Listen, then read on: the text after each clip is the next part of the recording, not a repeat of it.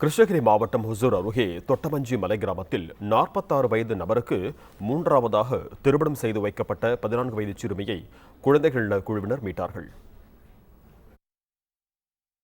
ஒசூர் அருகே உள்ள தொட்டமஞ்சி மலை கிராமம் கோடாங்கியூர் பகுதியைச் சேர்ந்த 14 வயது சிறுமிக்கும் காளிக்குட்டா பகுதியைச் சேர்ந்த 46 வயதுடைய மாதப்பா என்பவருக்கும் கடந்த 9ஆம் தேதி திருமணம் நடந்துள்ளது.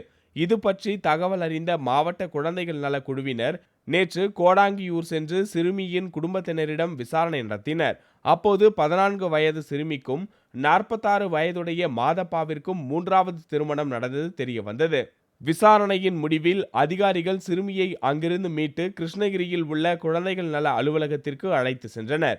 இதற்கிடையில் சிறுமியை மூன்றாவதாக திருமணம் செய்த மாதப்பா தலைமறைவானதால் அவரை தேடும் பணி தீவிரமாக நடைபெற்று வருகிறது.